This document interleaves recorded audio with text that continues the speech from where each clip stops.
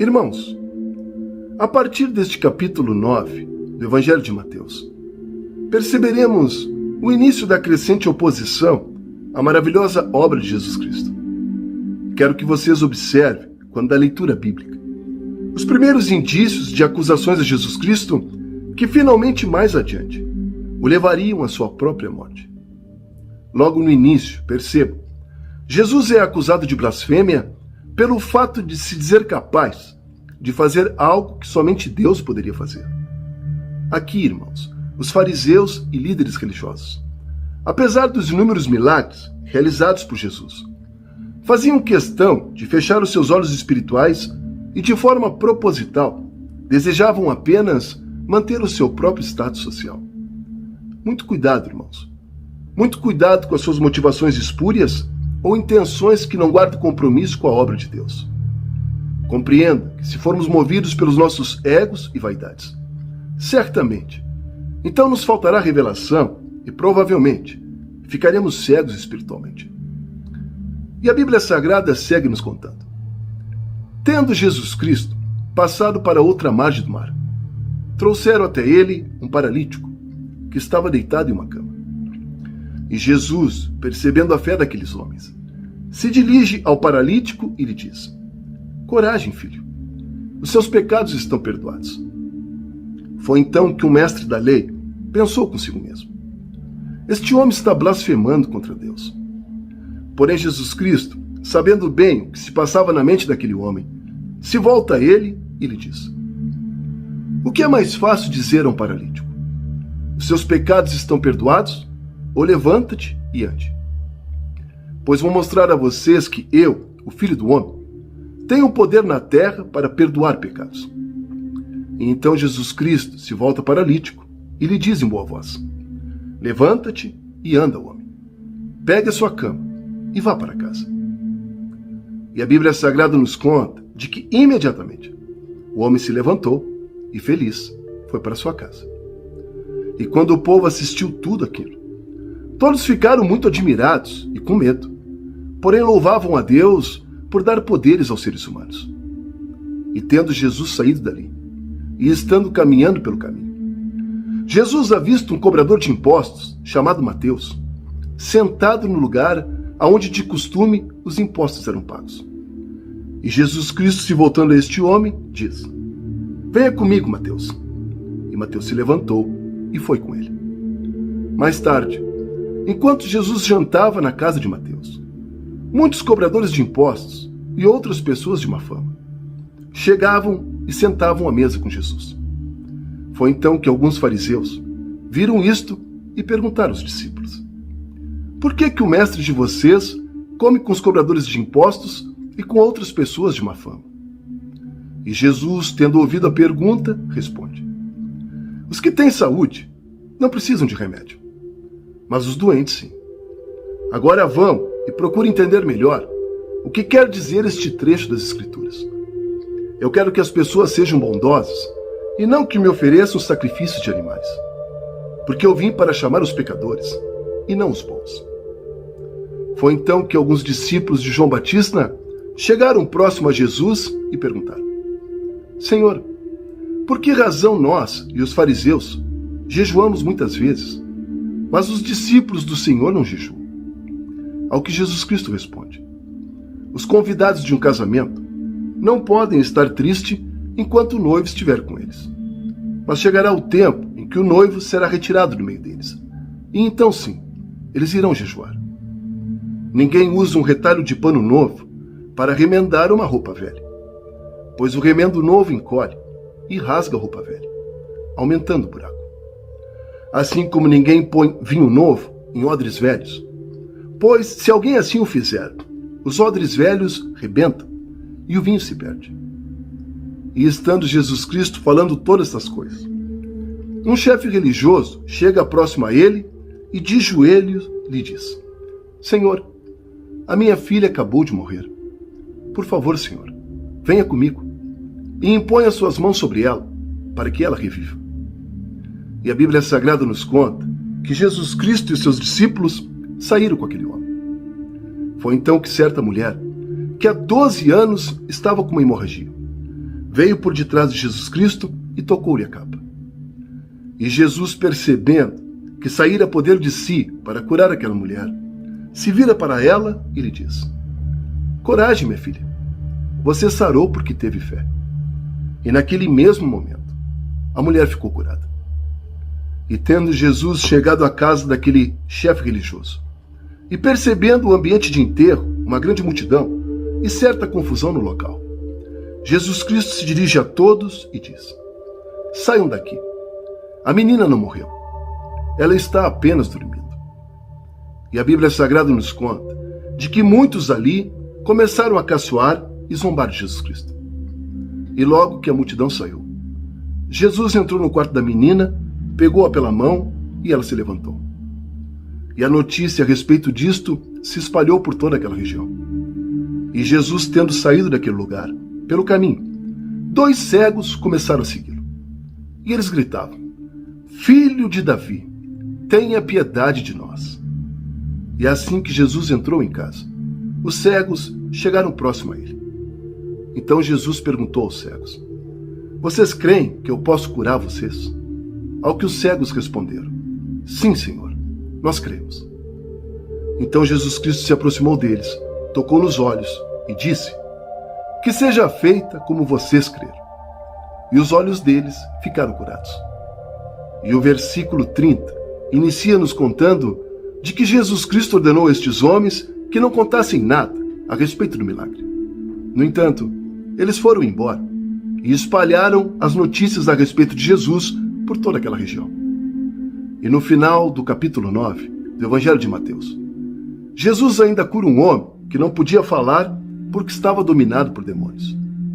E logo que o demônio foi expulso por Jesus, o homem volta a falar. E todos se admiravam, dizendo: nunca vimos em Israel tamanhas maravilhas. Mas os fariseus, sempre cegos, insistiam: o chefe dos demônios é quem capacita este homem a expulsar demônios. E Jesus Cristo seguia andando pelas cidades e povoados. E Jesus Cristo seguia firme no seu propósito, ensinando nas sinagogas, anunciando a boa notícia a respeito do reino e curando todos os tipos de enfermidades e doenças graves.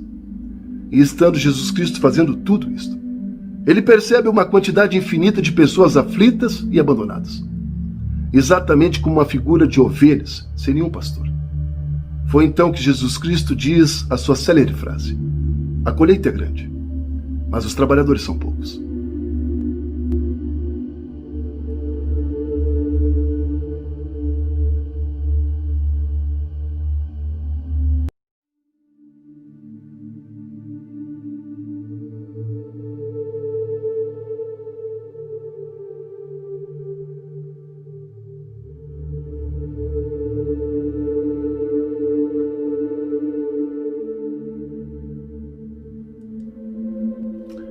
Amados, no capítulo 10 do Evangelho de Mateus, Jesus Cristo entrega aos discípulos instruções e lições bem aprofundadas daquilo que seria a missão deles.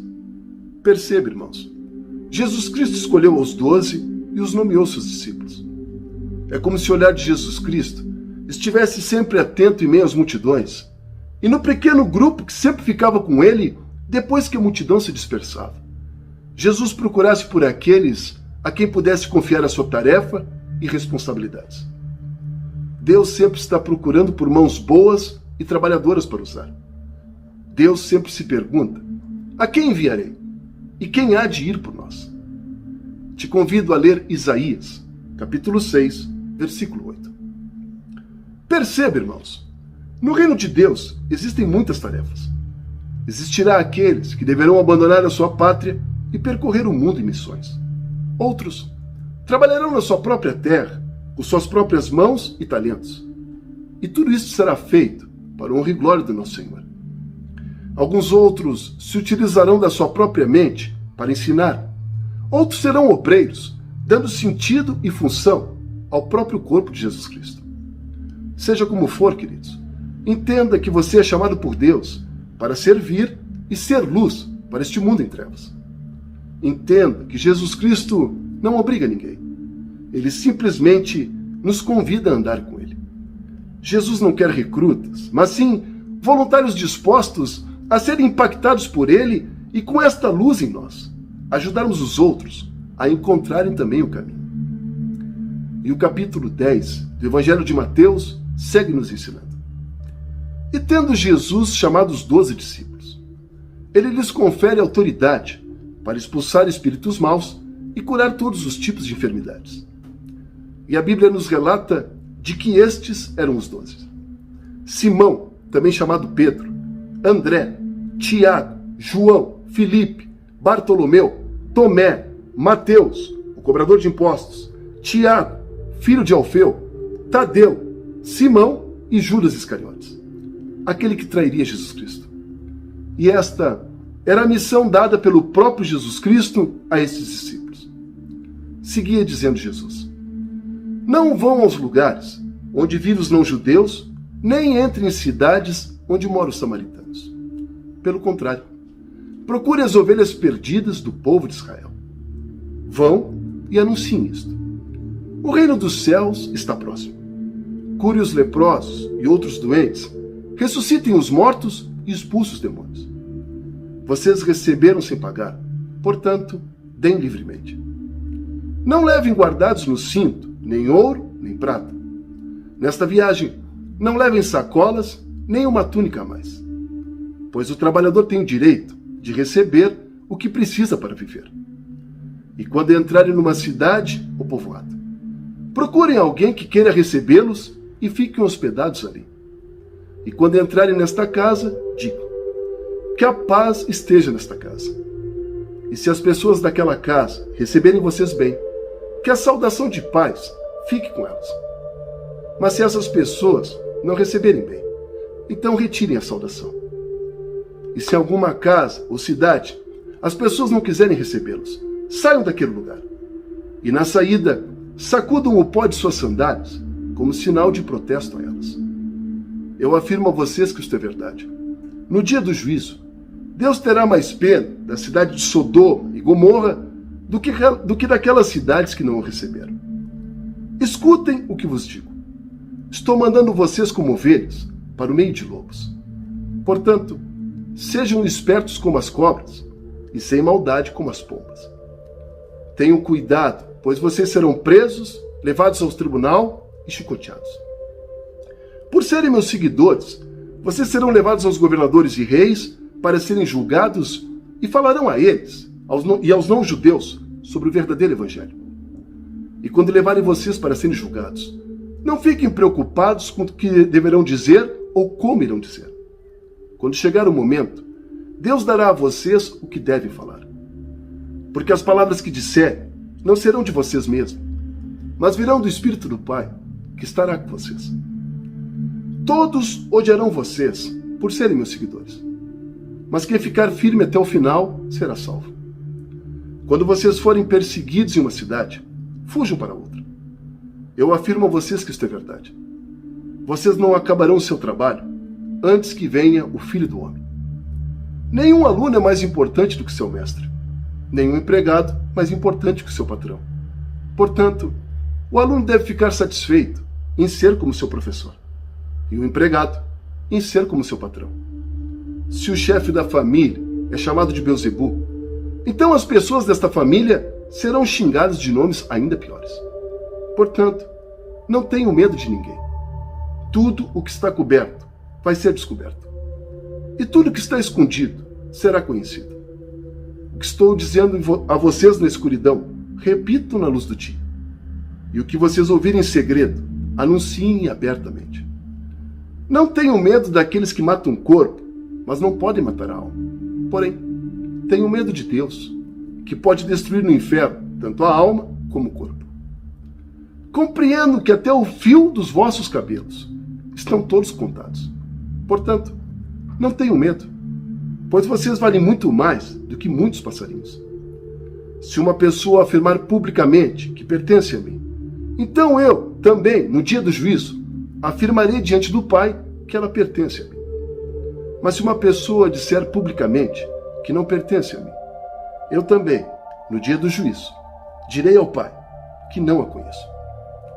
Não pensem vocês que eu vim trazer paz ao mundo. Eu não vim trazer paz, mas sim espada. Eu vim para pôr os filhos contra os pais, as filhas contra as mães e as noras contra as sogras. E assim os piores inimigos de uma pessoa serão os seus próprios parentes. Quem ama o seu pai ou a sua mãe mais do que ama a mim, não merece ser meu seguidor. Quem ama o seu filho ou a sua filha mais do que a mim, não merece ser meu seguidor. Não serve para me seguir quem não estiver pronto para morrer como eu vou morrer por vocês. Quem procura os seus próprios interesses nunca terá a vida eterna. Mas quem esquece a si mesmo, porque é meu seguidor, então este terá a vida eterna. Quem recebe vocês está recebendo a mim. E quem me recebe está recebendo também ao meu Pai. Quem recebe um profeta, porque este é profeta, terá uma parte da recompensa dele. E quem receber uma pessoa boa, porque ela é boa, terá também uma parte desta recompensa. Quem tiver ouvidos, que ouça.